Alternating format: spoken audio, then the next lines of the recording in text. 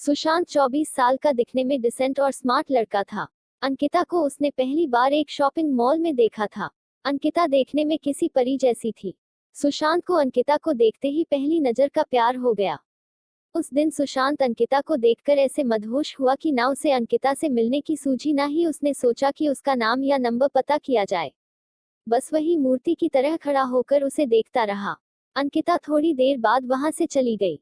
अंकिता के चले जाने के बाद सुशांत का सुख चैन सब चला गया। सुशांत को लगने लगा अगर वह अंकिता को फिर से नहीं मिलता है तो शायद उसकी जान निकल जाएगी।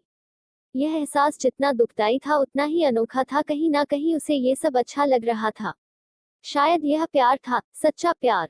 अंकिता को ढूंढने का और कोई जरिया था नहीं, इसलिए सुशांत अब हर दिन उसी मॉल में जाकर इंतजार करने लगा कि किसी दिन अंकिता वापस वहां आएगी तो वह उससे मिल पाएगा।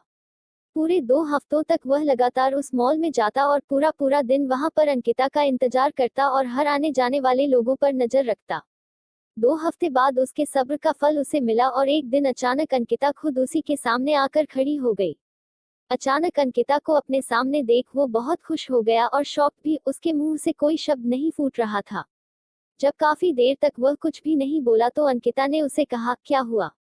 इतने दिनों से मेरा इंतजार कर रहे हो और अब जब मैं सामने खड़ी हूं तो तुम मुझसे बातें नहीं करोगे?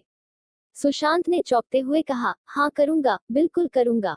लेकिन पहले यह तो बताओ तुम्हें कैसे पता कि मैं इतने दिनों से यहाँ तुम्हारे लिए आता हूँ? मुझे यह सब इसलिए पता है क्योंकि जिस दिन से तुमने मुझे देखा और उसके अगले दिन से तुम यहाँ हर रोज मेरी तलाश में आने लगे, उसी दिन से मैंने भी तुम पर जासूसी करना शुरू कर दी थी।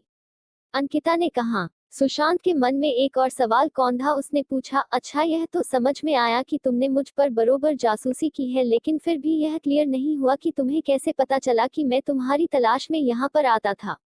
और एक सवाल कि जब तुम्हें यह पता चल गया कि मैं तुम्हारे लिए यहाँ आता हूँ, तुम्हें अजीब नहीं लगा या मुझ पर गुस्सा नहीं आया? अगले दिन आकर जब तुमने मेरे बारे में उसी दुकान में पूछताछ की जहां से मैंने खरीदी की थी, तो उस दुकानदार ने तुम्हें तो मेरे बारे में कुछ भी नहीं बताया, लेकिन मैं उसकी रेगुलर कस्टमर हूँ इसलिए उसने फोन करके तुम्हारे बारे में मुझे सब कुछ बता दिया था।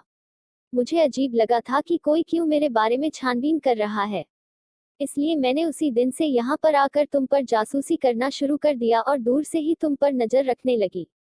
अंकिता ने कहा। अंकिता आगे बोली, उस दिन सिर्फ तुम्हें ही मैं पहली नजर में पसंद नहीं आई थी, मैंने भी तुम्हें मॉल में देखा था और मुझे भी तुम अच्छे लगे थे। इसलिए जब मैं तुम पर नजर रखने लगी तब मेरे मन में तुम्हारे बारे में और ज्यादा जानने की मंशा जागी, इसलिए मैं उसी दिन तुमसे बात करने के लिए नहीं आए और इन 2 हफ्तों में मैंने तुम्हारे बारे में काफी कुछ जाना।